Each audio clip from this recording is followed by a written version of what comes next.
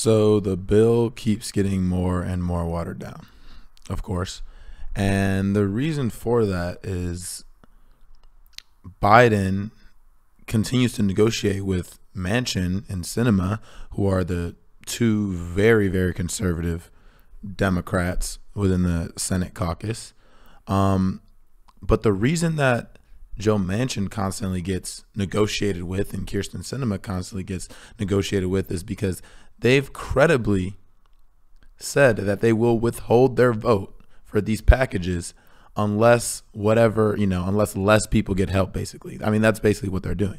And so you can see here, the headline is Biden works to unify Senate Democrats on $1.9 trillion relief bill. But he's not working with Bernie Sanders, who wants more put into the bill. He's deciding to work with Joe Manchin, who wants less in the bill.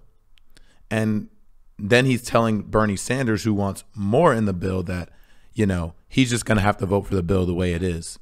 Sorry, you're just going to have to vote. You're going to have to basically go along with what Joe Manchin wants, because I'm siding with Joe Manchin instead of siding with you, Bernie Sanders, who's trying to get more help to the American people. You see how that works? But because Bernie has never credibly been able to say that he will withhold his vote for a bill, at the end of the day, they're going to put a bill in front of your face and say, all these people are hurting. What are you going to do? Not help them? Not vote for this? And, they did that with the CARES Act. They did that with the last relief bill. They're going to continue to do this with every bill. They're going to do with this bill. They're going to do with infrastructure, the next reconciliation bill. You see how this works? So you're going to eventually have to take a stand. And let's see what AOC has to say, because I think she's very frustrated. She says conservative Dems have fought so the Biden admin sends fewer and less generous relief checks than the Trump administration did. It's a move that makes little to no political or economic sense and targets an element of relief that is most tangibly felt by everyday people, an own goal. I mean, that's 100% right. My question is, what are y'all planning on doing about that? Because if the bill is in the Senate right now, but if it goes through without the minimum wage, which it looks like it's going to, and with more targeted, meaning less people get the help, it has to go back to the House still to get passed. So that coalition that all, progressives and grassroots organizers and everyone ostensibly, on our side of the issues went out and got that coalition elected, right? What are y'all going to do to ensure that this bill does not pass unless that minimum wage is in there and those relief checks actually go, it should be universal, but even if you want to fight for it to be capped at $100,000, okay.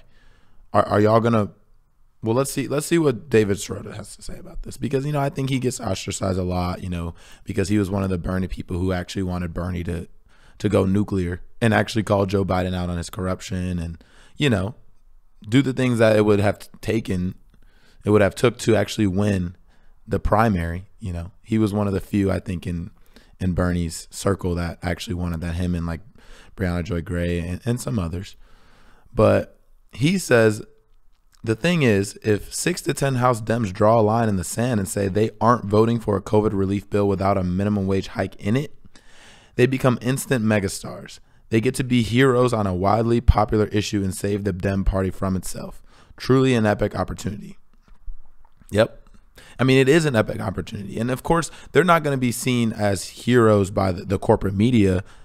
But if you're only in this, in this fight to be seen as good by the corporate media, then you're in the wrong game. Because remember what the corporate media did to Bernie when, as soon as he was a threat to the establishment, to the established order, to the advertisers that, fund the corporate media, big pharma, defense industry.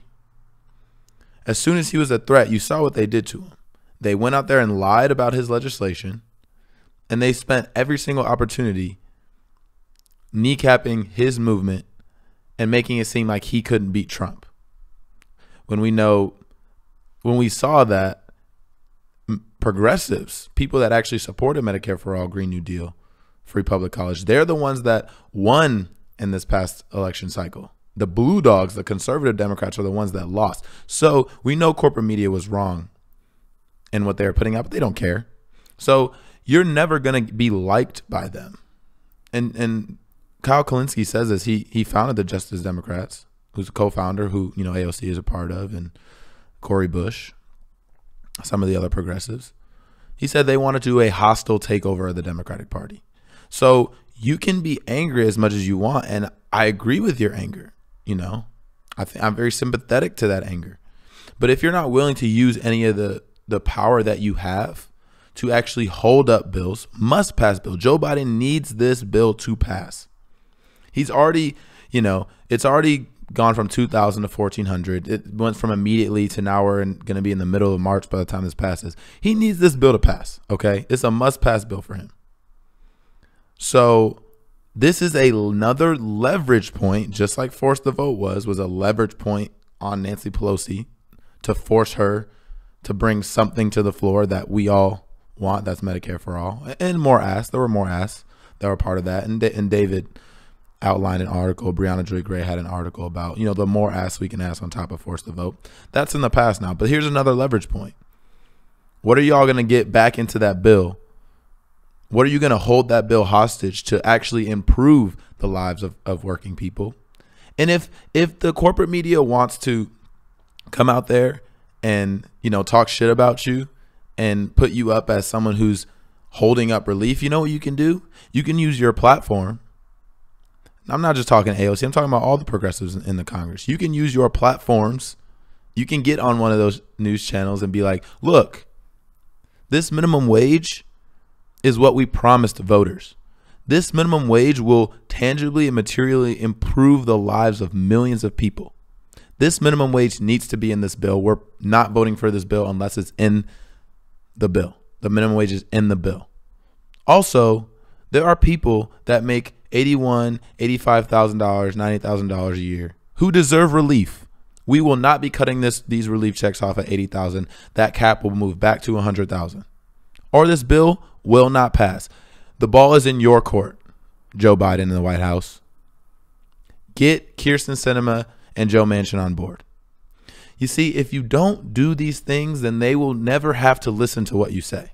If you're going to vote for the bill anyway, in whatever form, just because, you know, people need the help, of course people need the help, but they're going to always squeeze out what should be in the bill because you will always vote for it. Now, if you actually leverage that vote, you guys come together, stay disciplined, you know, as a cohort,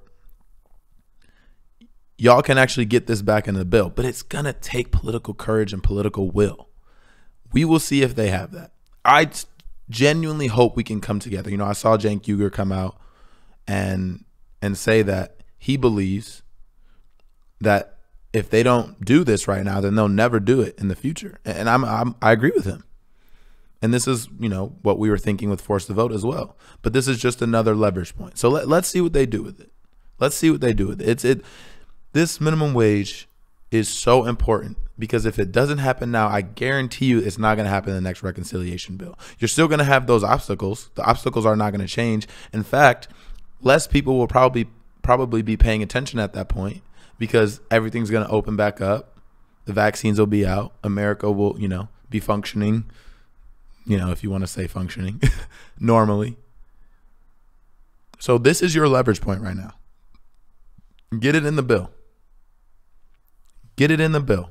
Withhold your vote. Leverage your vote. Get that minimum wage back in the bill. Fulfill that campaign promise.